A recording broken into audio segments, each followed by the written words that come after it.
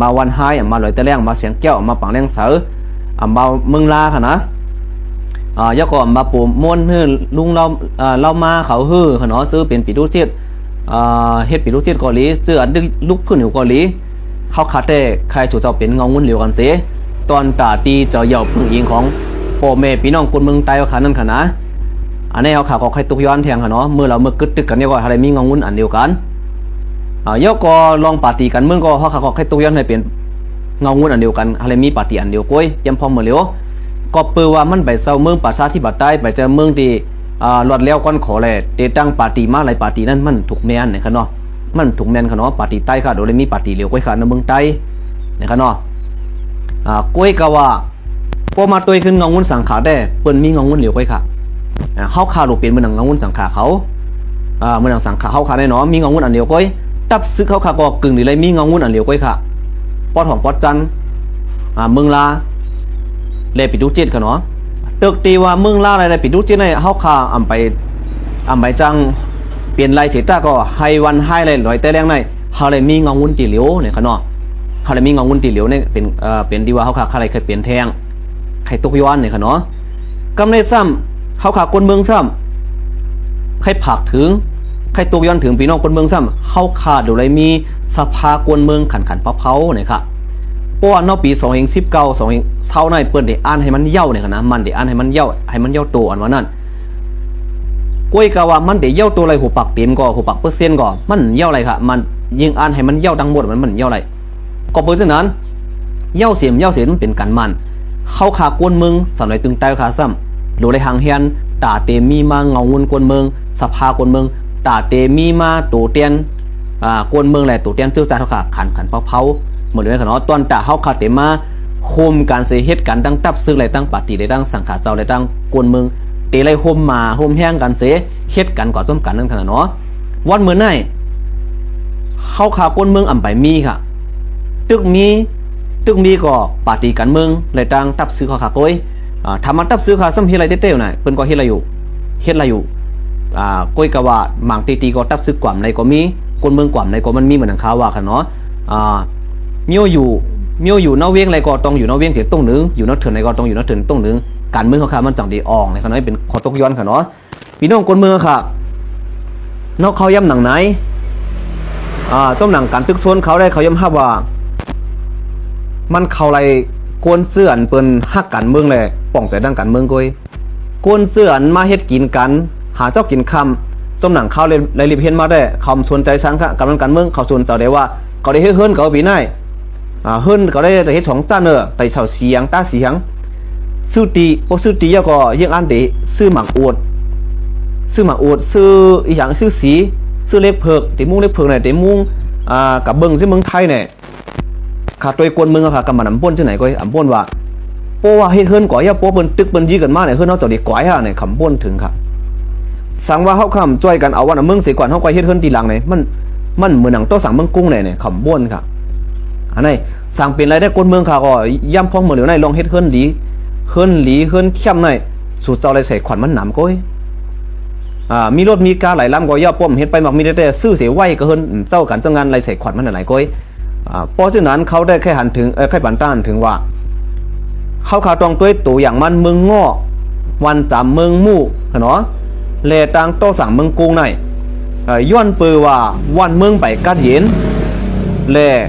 เฮิรนเยหลังใหญ่หลังลงก็เลยปล่อยห้ามไว้แปดหลอกแปดหลายค่ะอันนี้ในเมืองหนังว่า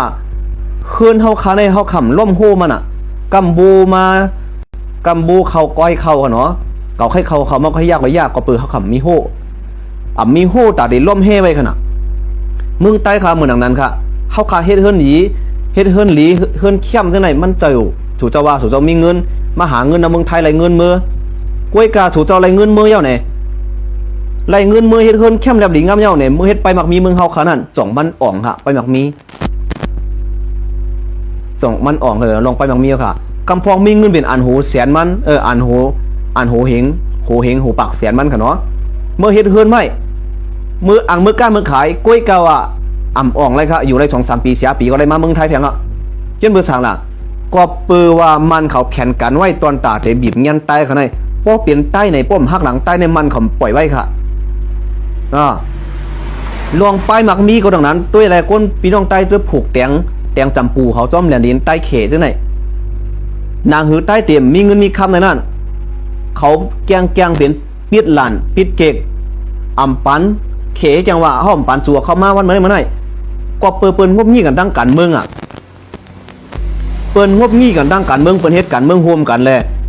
แต่งพี่น้องใต้ค่ะที่ผูกออกแต่เลยขายเงินอ่านโหมหมื่นเงินเขเนาะเอากว่ามาเนาไปหลายเปลี่ยนหลาย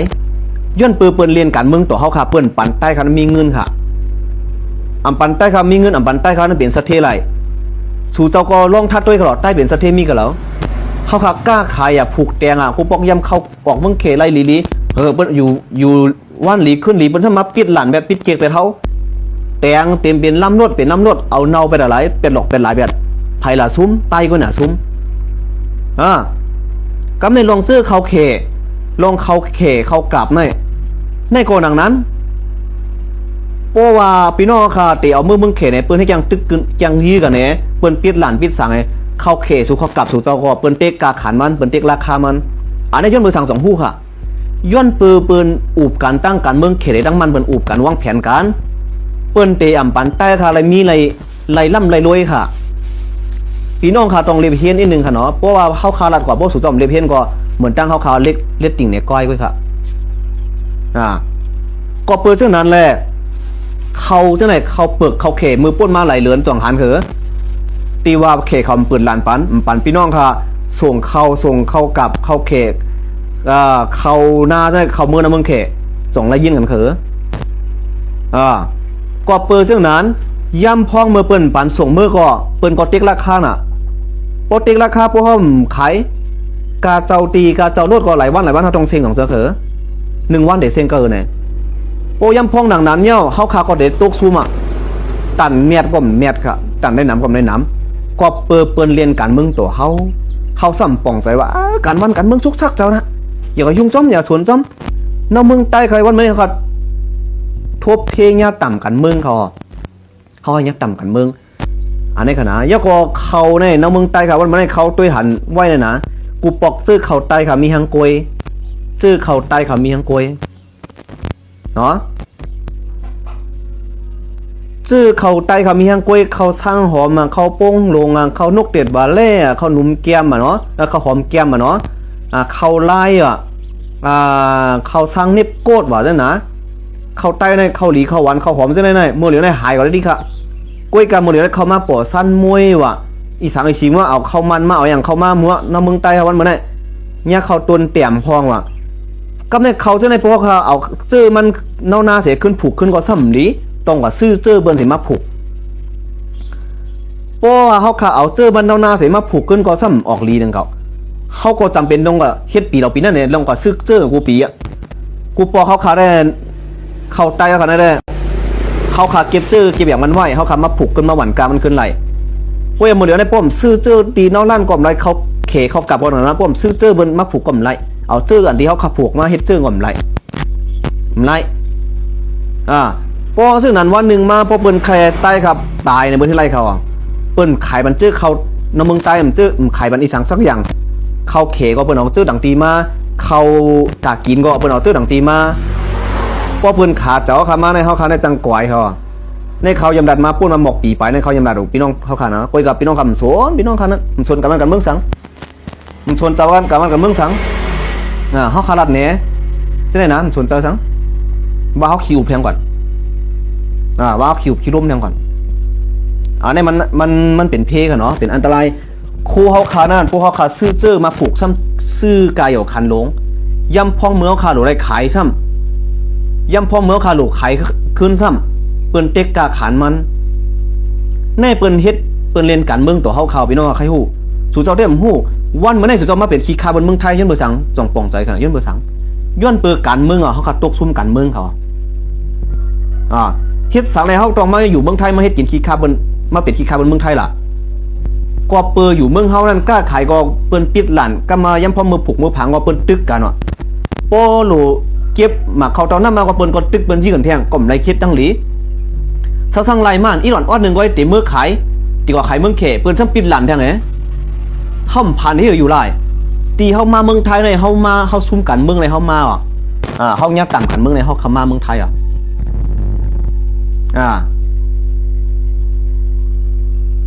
อันนี้ค่ะพี่น้องค่ะตีเขายำรัดว่า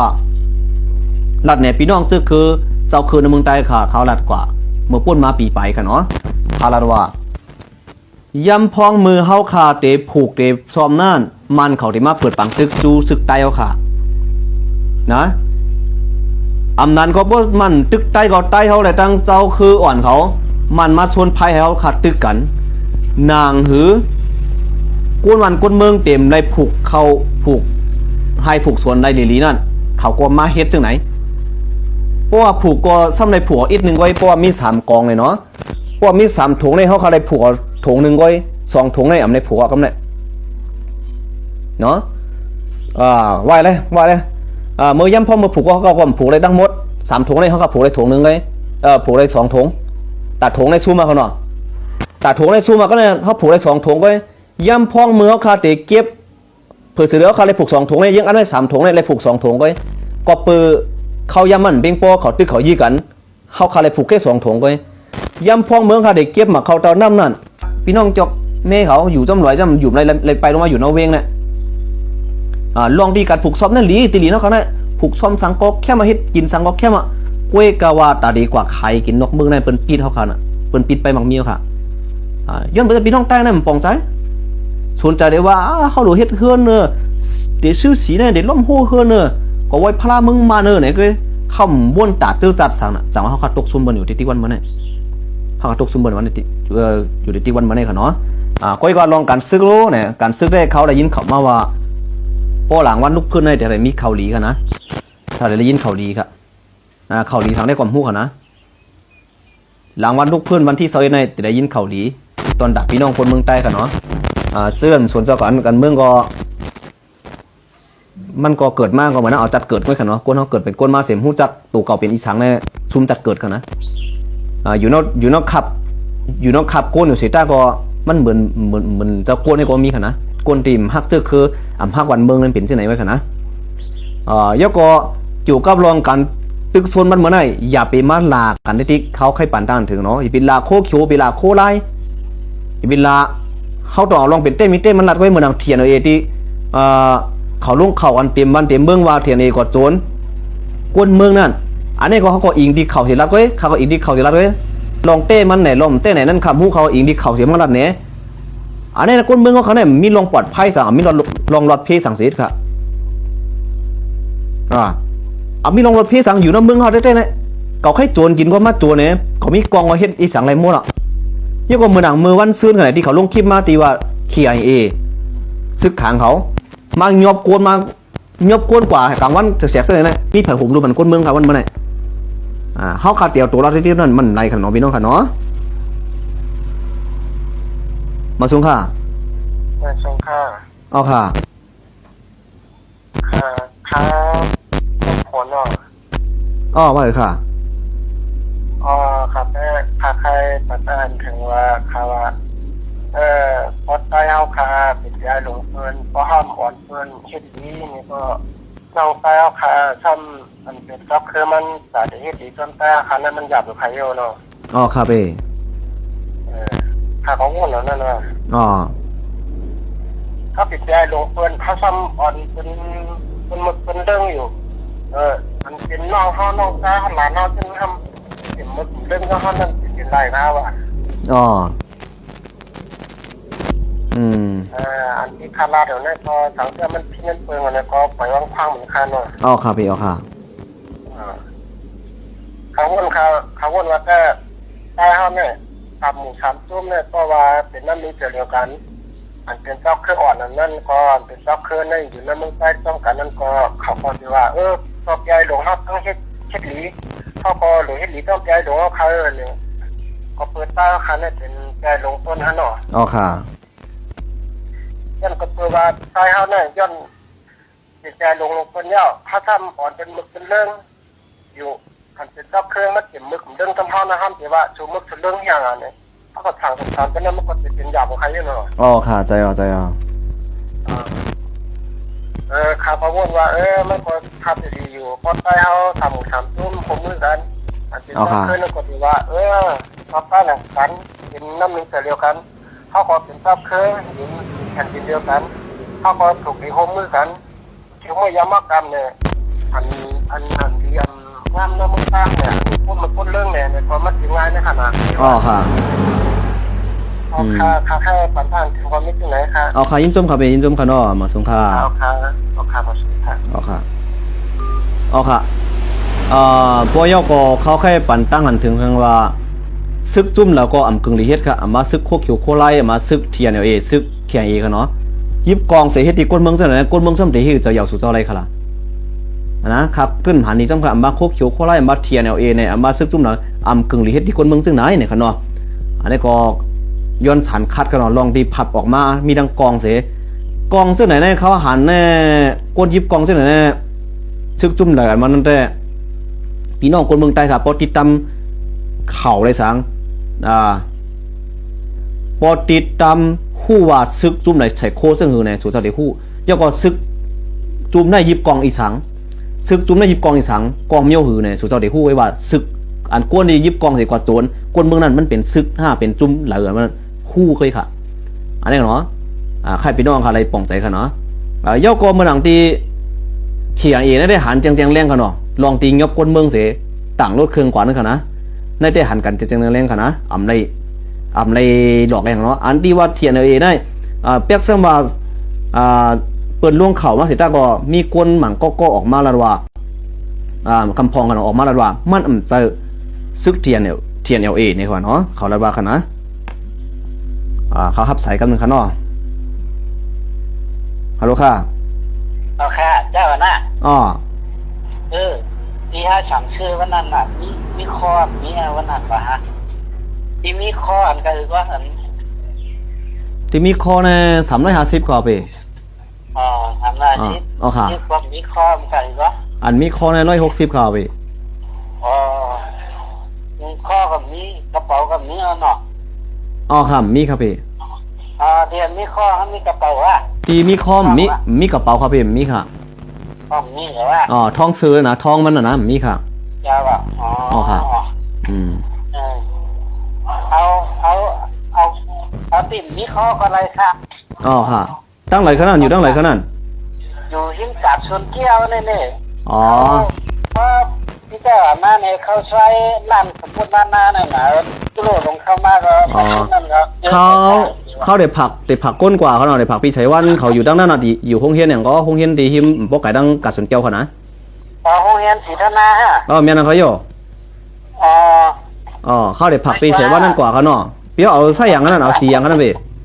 เบอร์เอ็มค่ะสีเหลืองเบอร์เอ็มสีเหลืองเนาะขาวเอาเสื้อยืดเขาเนาะ